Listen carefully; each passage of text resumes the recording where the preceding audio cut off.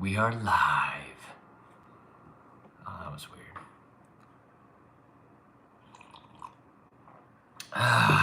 All right. Let's see if anybody jumps on here.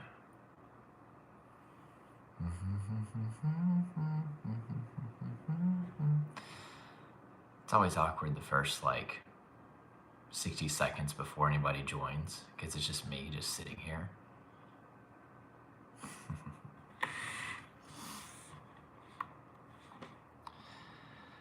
What is up? If you're watching, let me know, comment something.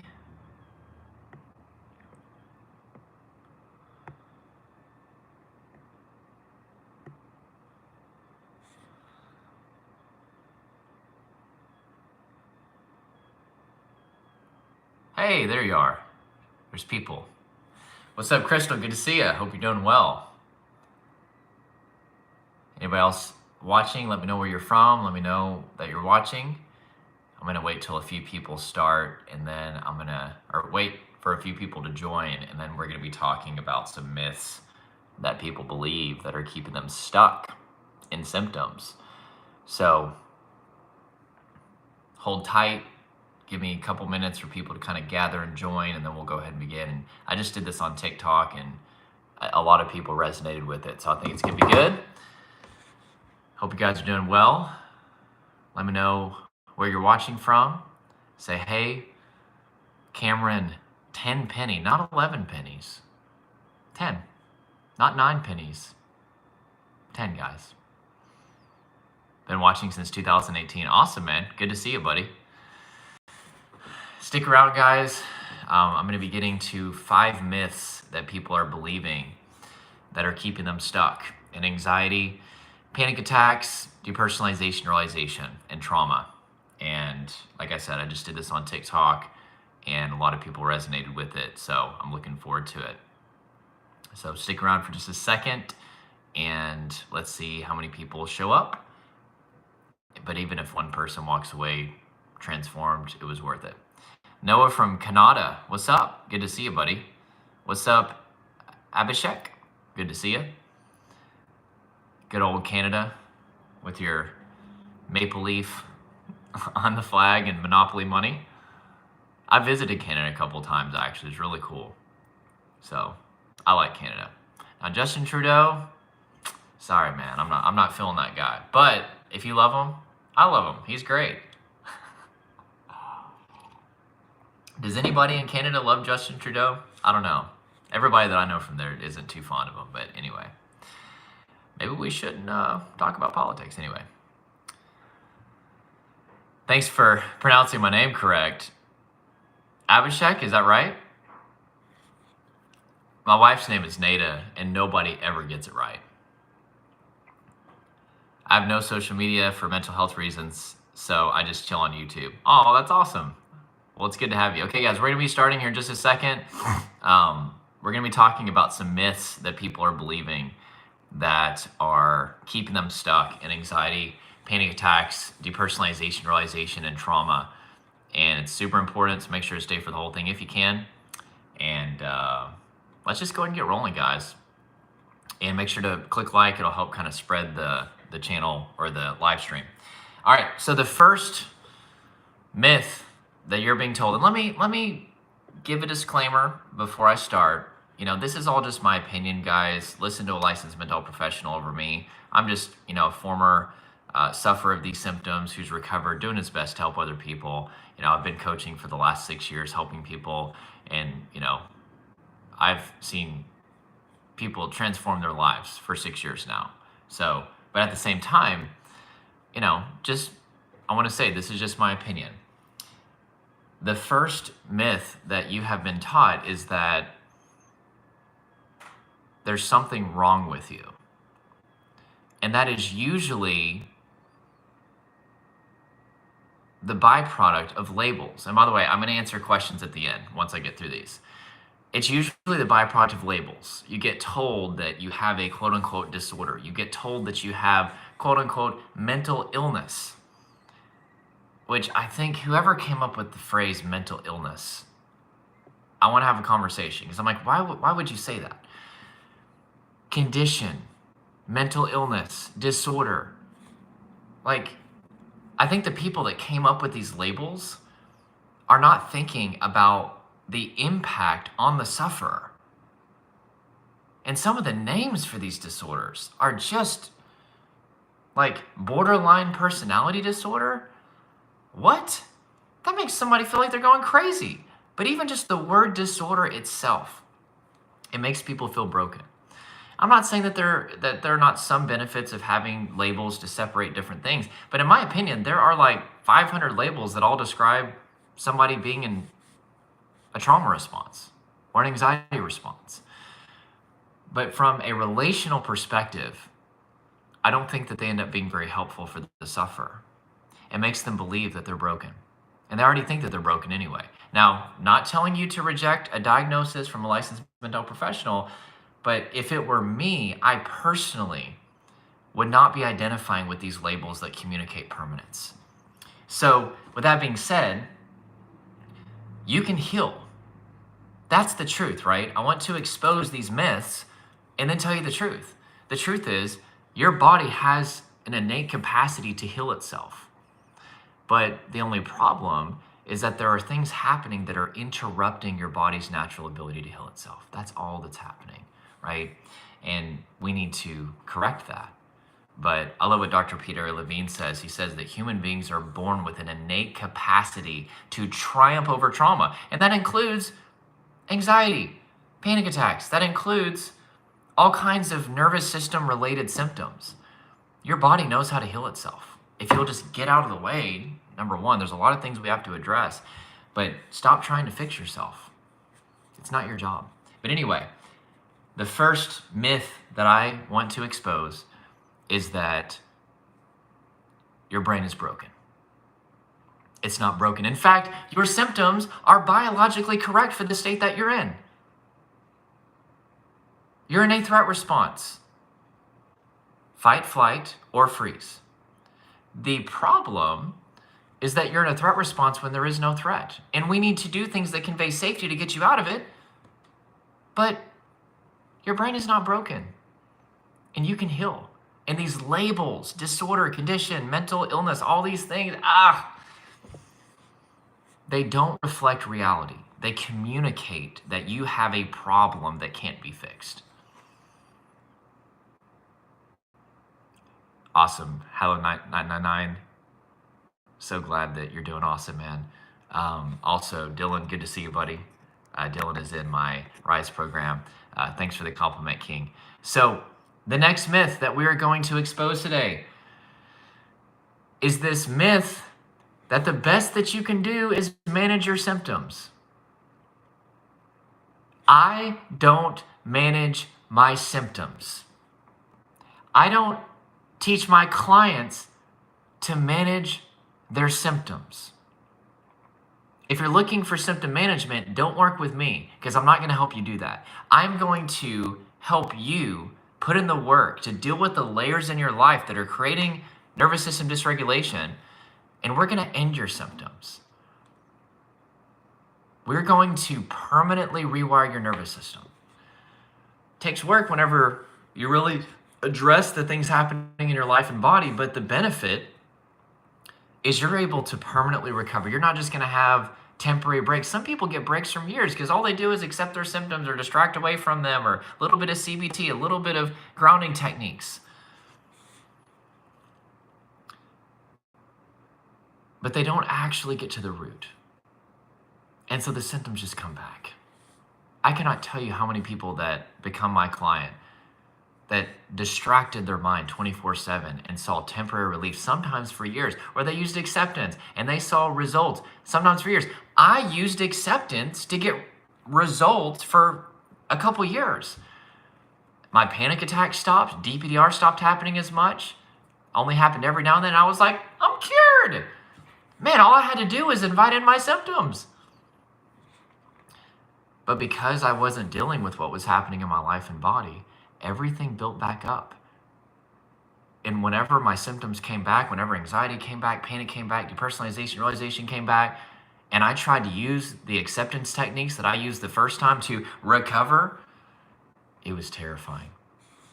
And then I tried the distraction stuff, and that didn't do anything for me. So, with that being said, the myth is that the best that you can do is manage your symptoms, and it is not true. I am living proof. I suffered with generalized anxiety and panic attacks for years. Generalized anxiety for well over a decade. I used to have 20 panic attacks a day, anxious thoughts, obsessive compulsive thoughts and behaviors, existential obsession and rumination, so many irrational fears. My whole life was anxiety. And yet here I am, free of it. I'm not managing my symptoms. My symptoms are gone because I did the work, and that's what I help my clients do. But so often, one of the first things you hear when you buy certain programs or watch certain videos, or maybe even you went to a therapist you met well, but they tell you, hey, just letting you know, the best that you can do is just manage your symptoms. And I'm like, what? Why would you tell people that? That's compromising hope. And hope is a very big part of healing anxiety and panic and depersonalization realization. You don't even need a lot of hope, but you need some hope. And whenever you start out the recovery journey, you'll be like, hey, by the way, you're always going to deal with this. You're just going to be able to manage it. Why would you tell somebody that? I'm going to say this, not going to go down this road, but maybe some people are saying that because they're trying to make money off of you. And they want you codependent on things in the long term. And I'm not going to say what those things are. You can probably guess. But it's financially expedient for them to make you believe that you're broken. That enters the labels. And then tell you that the best that you can do is manage your symptoms. By the way, I actually have something that I can give you that will help you manage your symptoms. I'm not going to say specifically what it is, but I think you guys know what I'm talking about.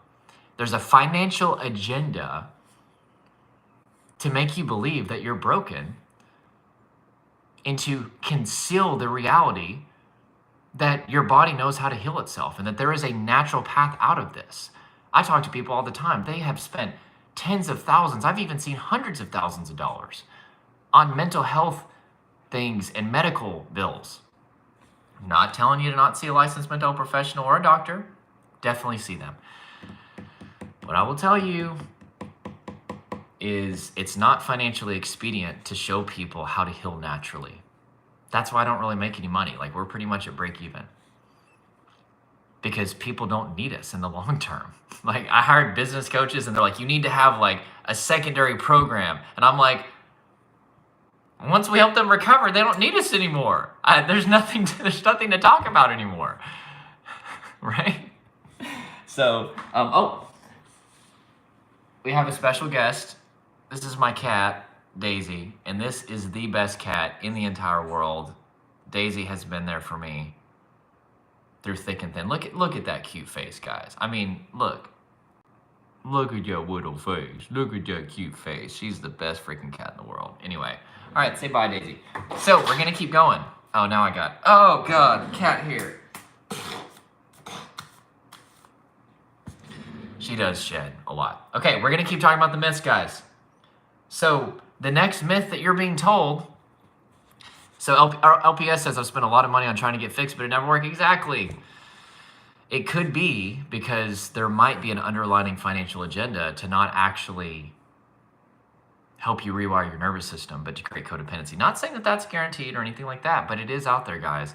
I just found out, and I don't want to go down this road, I just found out that there are companies out there that will literally have people take people's programs so they kind of learn the symptoms or just whatever it is, whether it's a business program, mental health program, and that person will actually fake a video interview with the person who created the program, pretending that they're doing a client result interview.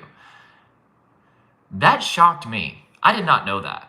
So if you guys see some of these people that have tons of video interviews and it just seems like everybody's blowing up, I know the truth about some of these people, that they're not actually seeing these results. I can't go down that road, but you got to be careful these days. And I will tell you, with all integrity and humility, every video interview that you see on my channel is real. But some of these are not real, and you need to be very careful. It is amazing what people do to fake results these days. Anyway, I don't want to go down that road. But the next myth that you're believing is that your mind is powerful enough to fix this. Here's what happens whenever your body enters fight, flight, freeze response. There starts to be a shutdown of the prefrontal cortex. That's logical, critical, creative, contextual thinking. And whenever your mind is not even really online, I mean, you're able to think. I'm not saying there's a complete shutdown of the prefrontal cortex, but it's greatly diminished.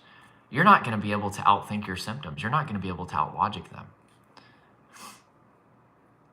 And yet, whenever it comes to anxiety and panic attacks and DPDR, what is the number one thing that you see out there? Mental acceptance, mental distraction, mental positive thinking, or maybe positive self-talk. It's the mind, the mind, the mind, the mind. But if you don't get your body out of fight, flight, freeze response, you're not going to be able to do much with the mind. And also, once we get the body out of fight, flight, freeze response, the mind self-corrects. That's why I tell people, like, we don't need to directly confront most of these anxious thoughts. They will self-resolve once we get your body in a better state. So the myth is this belief that your mind is going to fix all this. Maybe for kind of low levels of anxiety. And I'm not saying that you won't see some results, but I'm focused on the long term, guys. I've built my entire career off of really doing the work to help people never have to deal with this again. And there's a lot of layers to this onion. So King says nearly all doctors have no clue about DPDR. I love doctors. I want to be so clear. I love licensed mental health professionals. We have them come into our program sometimes.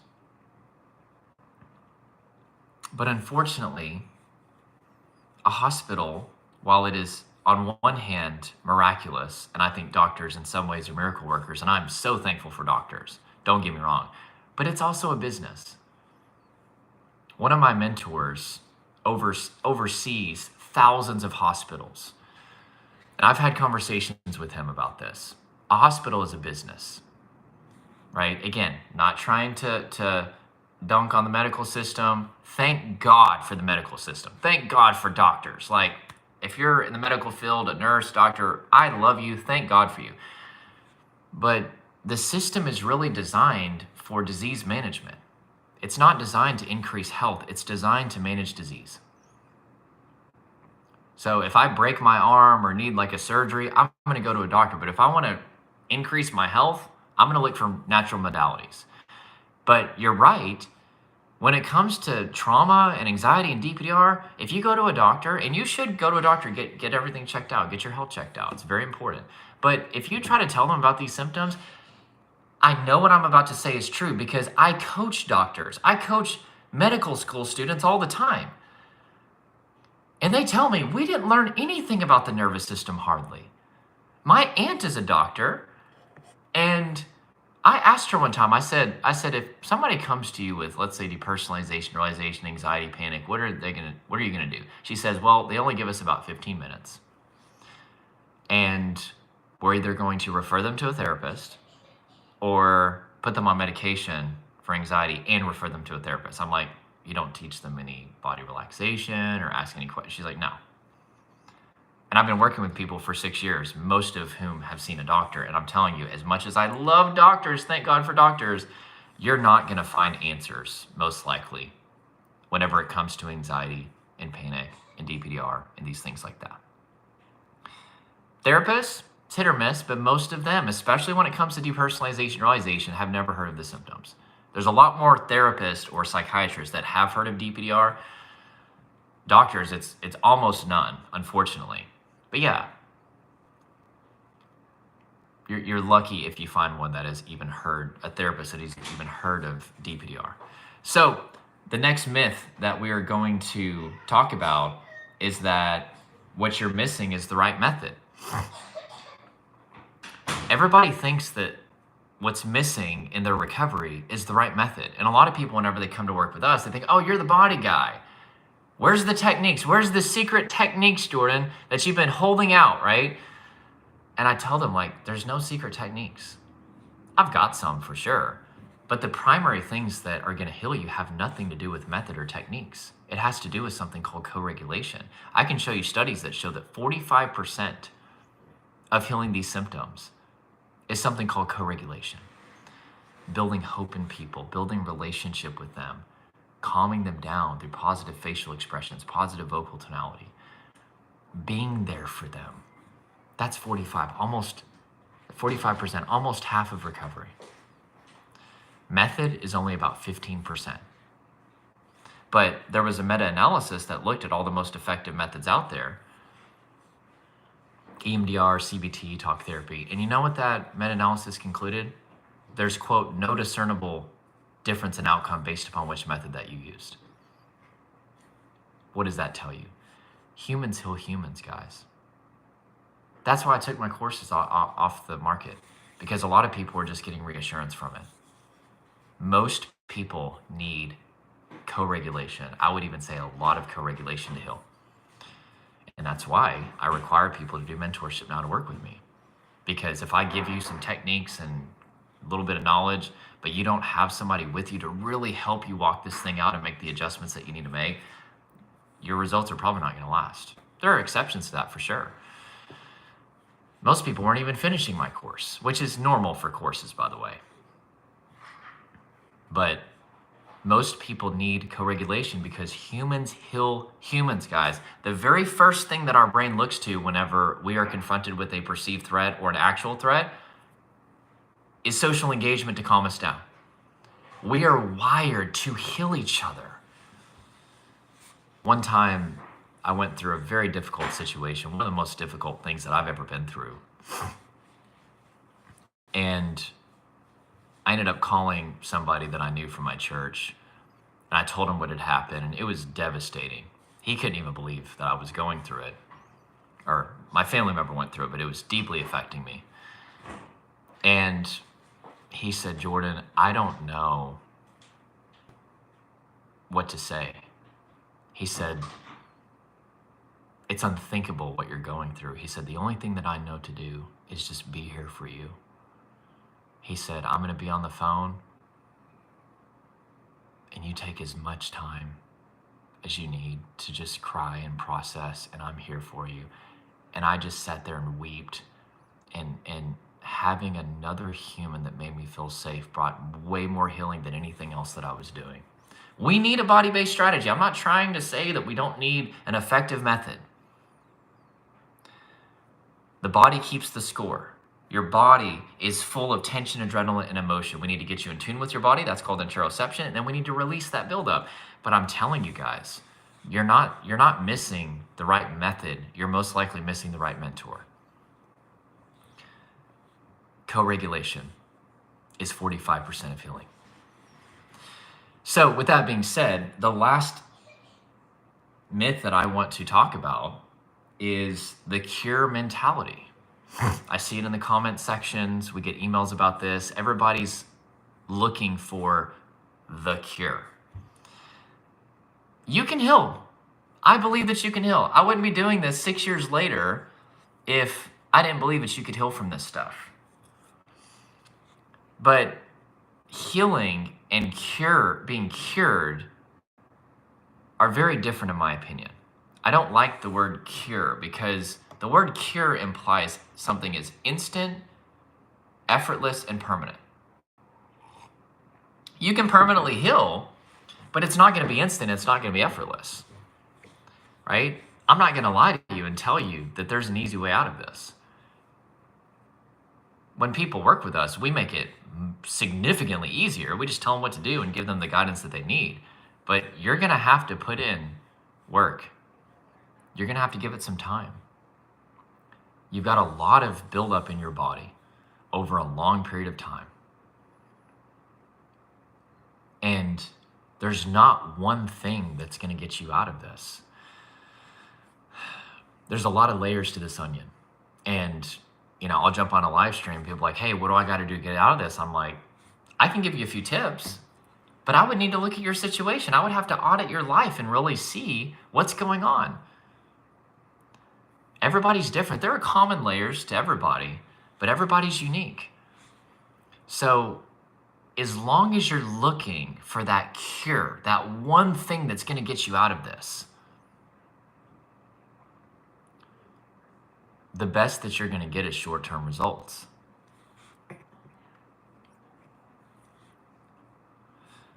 Yeah. So for example, GBR88 says, just try not to think about it, talking about symptoms, and just let your body work itself out and start focusing on life again. Again, that's precisely the problem, is right there. And I love you, and I know that you're just doing your best. But that thinking, let me just not think about it, everything's going to work out, that is precisely what keeps people stuck in the long term. We have to take a look at your life and start to ask the question, what is happening in your body and your life that is literally conveying to your nervous system that you are in danger? And I guarantee you there's going to be so many layers to this onion. And what ends up happening is people will just, I'm just not going to think about it. I'm just going to accept it, or just, I'm going to try to distract away from it. No, King, that is not right. It's not enough to just ignore it and it will go away. That's, again, with all respect, I love you, I care about you, but I'm on this live stream to debunk these myths, guys. It's keeping you stuck. That's distraction. Okay, I'm just going to go so deep in my head and just not think about it, but that's not dealing with the chaos in your body, is it? And until you deal with that chaos, like you can distract away and just not think about it, sometimes for years, and think that you're cured. But your relief is really just the byproduct of being somatically dissociated, right? You're not in your body, right? Yeah, absolutely. Very, very true. Yeah, absolutely. So there's a lot of buildup. Yeah, Crystal. So there's a lot of emotion in the body. There's tension. There might be adrenaline happening. There's fatigue. And then there's a lot of lifestyle adjustments that we need to make too. We're talking about the method side of things. There's also a renewal of the mind with scientific education. So many people have been given misinformation that creates fear.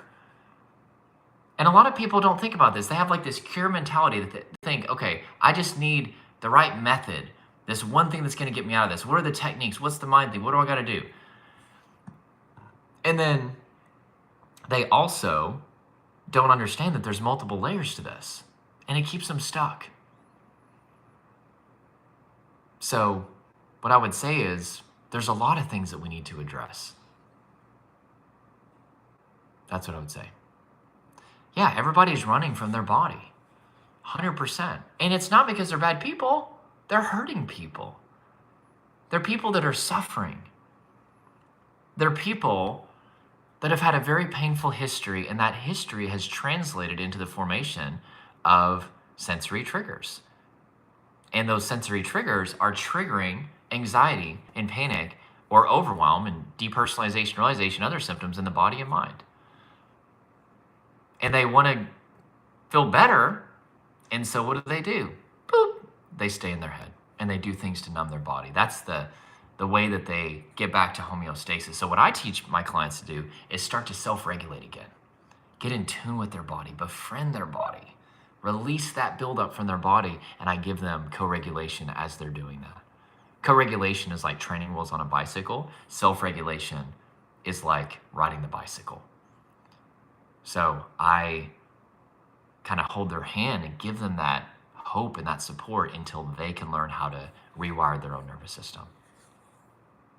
But anyway, as you guys can see, do you see what the thinking is? Everybody, if you look on, subreddits or comment section, everybody that has seen some results, they'll usually say like, okay, well, this is what I did. Like, I just stopped thinking about it and it went away. Or I drank this tea and it went away. Or I did grounding techniques and it went away. Or I accepted my symptoms and it went away. Just because your symptoms went away temporarily does not mean that they are going to stay away. I have worked with thousands of people that the symptoms were gone for years and they thought that they were cured. But because they never dealt with the buildup, everything came back crashing down, guys. So, are your symptoms gone because you actually dealt with what was happening in your body and your life that was creating overwhelm or maybe just anxiety in general?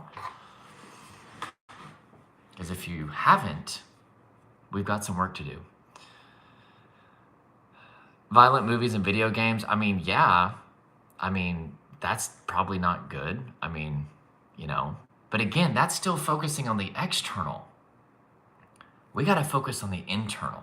We got to focus on what's happening in your body. LPS says, yeah, I've experienced DPDR 4 times in my life. Yeah, we get people like this that come into our program all the time. It's like, it just keeps coming back. Why is it coming back? It's because of these myths. It's because they're usually just doing one thing that helps but doesn't heal. So anyway, in summary, the myths that you are believing that is keeping you stuck. Number one, you're embracing these labels that communicate that your brain is broken and that you can't heal. Not telling you not listen to a licensed mental professional or to reject a diagnosis. It's not what I'm saying. I'm just saying these labels like disorder, condition, mental illness, all these things are not helpful for people in the end because they make them feel like they're broken. And there's really nothing wrong with you. You've just had a painful history and your nervous system and body are reacting based upon that painful history. You're not weak. You're not a bad person. You're not stupid. You're somebody who's had a painful history. That's it. And your nervous system is adapting. That's all these symptoms are, is adaptation and mitigation. Your body has found a way, especially with DPDR, your body has found a way to mitigate the pain, just get you out of your body, just dissociate you from your environment, which would be derealization.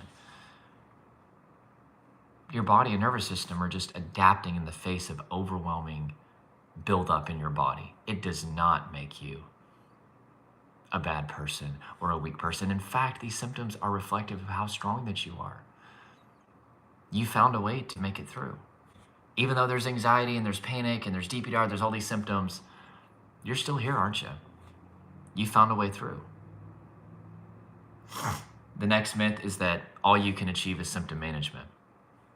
That's not what I'm experiencing. That's not what my clients experience. Right?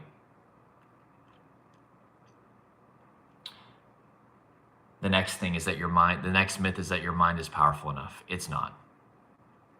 Because the more buildup that is in the body, the less access that you have to your mind. If your mind was powerful enough, then I don't even need to do this anymore. Just don't think about it, or just accept it, or just distract away from it. If that was the cure, then I wouldn't get any clients. But I get clients every single week that did that stuff, and it didn't work. What's up, chaps? Good to see you, buddy. Your mind is not powerful enough. The next thing is this belief that you're in search of the magical method. Method is not as important as you think. It's important, but mentor is much more important. You need co-regulation. It's 45% of healing. Somebody that can make you feel safe and be there for you during the recovery journey. Humans heal humans. The next, you have the cure mentality. You're looking for this one thing that's going to fix everything. And I get it. You're suffering, right? Who wouldn't want one thing that's going to fix everything? Whenever I was suffering with anxiety and panic and depersonalization, realization, I got on Google all the time. I got on YouTube all the time. Like, what's the cure? What's the depersonalization, realization cure? What's the anxiety cure? And I wanted that one thing so badly that would just make the pain go away. I get it. But what I will tell you is that you're dealing with a lot of buildup in the body. And there's most likely a lot of lifestyle adjustments that need to take place. I had to walk away from some toxic and even abusive relationships for me to maintain my recovery. I had to change jobs. I had to prioritize sleep. I had to change my diet. I had to start getting in tune with my body and relaxing, and my body was so tense. That's one thing that happens with my clients is I'll tell them like, hey, your body has a lot of tension. They're like, no, I don't think so. I'm like, okay, just wait, give it time. And then all of a sudden they start to build interoception, which is the experience of the embodied self. And all of a sudden they're like, oh my gosh, how is all this happening in my body? And I'm like, it's happening. It's been happening, but you've been here, and it doesn't make you a bad person. There's no shame. But while you've been checked out in here, this threat response of fight, flight, freeze has been activating for years. So healing these symptoms is like peeling an onion. And that's what I do with people, is I help them identify what the layers of the onion are, and then we peel them. Amen. Hotep says, I really like your videos on derealization. Glad to hear. Yeah, Abhishek, you pretty much captured it. Yep. Awesome. Love it.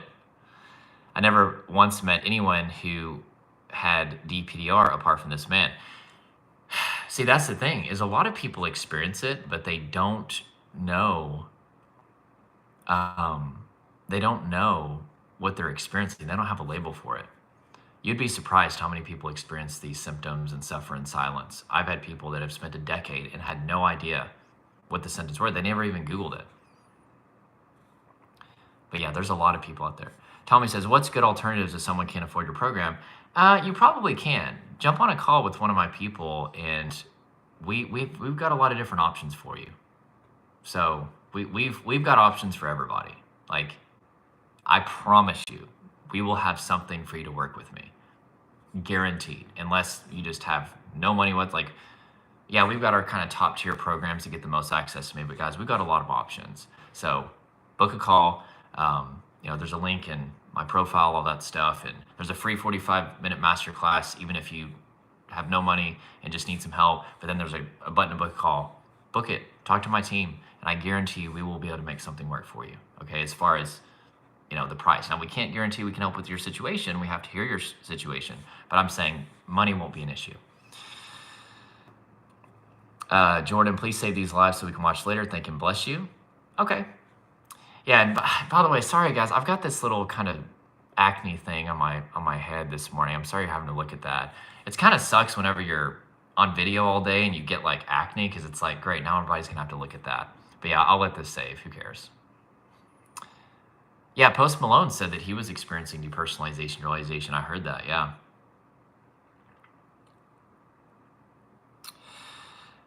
Katie Parker, any tips on recovering from anxiety and DPDR after leaving a 10-year narcissistic abusive relationship? Oh man, I'm so sorry to hear that you had to go through that. I personally went through severe narcissistic abuse, and it really, really, really impacted me. And it took technically years for me to get free fully of the effects of the abuse.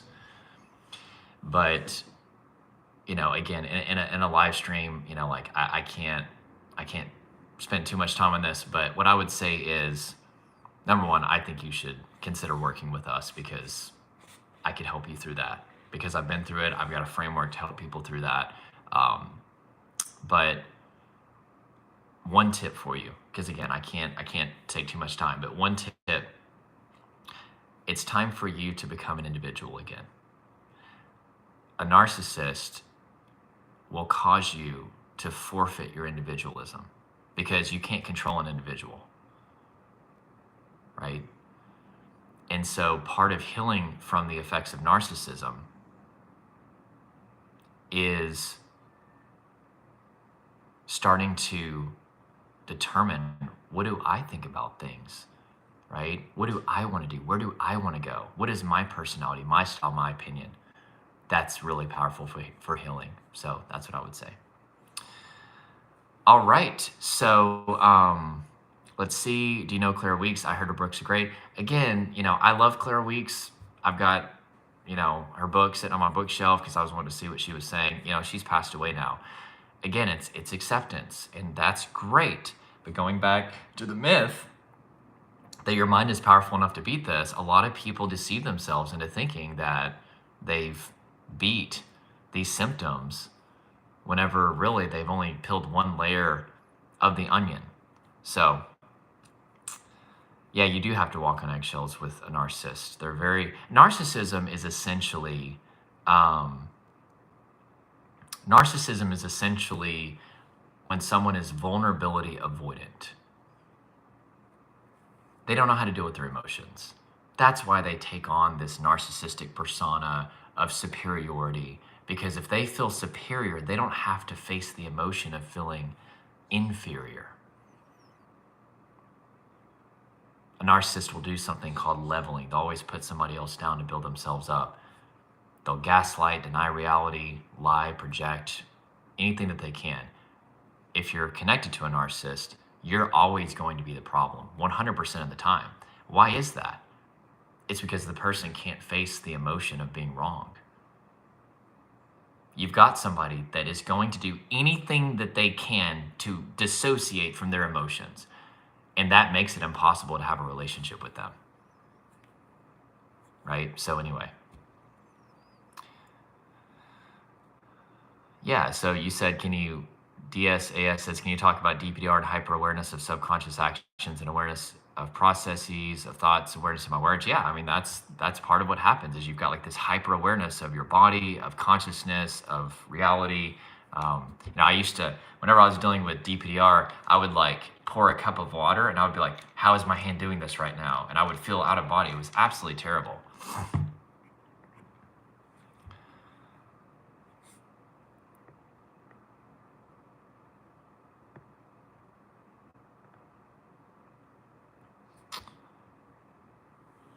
One by night. What's up? Good to see you. I got to jump off for you guys here in just a minute, but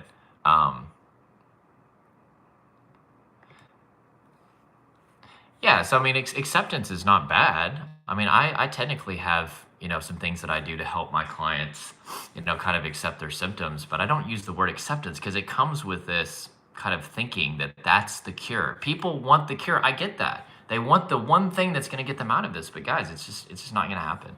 In the long term, again, not saying you can't temporarily mitigate symptoms or even eliminate temporarily, but if you really want to get through this in the long term, we've got work to do. Okay? All right, guys, you're amazing. Good to see you. And chaps, yeah, of course, progressive muscle relaxation is great. I do it every day. But I'm also going to tell you that that's not enough to get you out of this in the long term. I would be lying if I told you that. Again, you have to get out of the technique mentality, right? All right, guys, I got to jump off here. Good to see you. Katie, Kurt, LPS, Crystal, Hollow, One by Night, Chaps, DSAS, GBR88, NCK, Hollow, anybody else who's watching. I'm going to let this post so you guys can watch the playback, and hope you guys have a good day too. Thanks, Tommy. Appreciate you. And yeah, good to see you guys. And I'm going to be doing a lot more lives, and so make sure to be checking for that. And we'll hang out, and I'll answer some questions. And also, of course, if you guys would like to work with me, go to any video on my channel. There's a link to book a call. You can also watch the free 5 Shifts to Heal from Trauma, Anxiety, and DPDR Masterclass. And then there's a book a call button.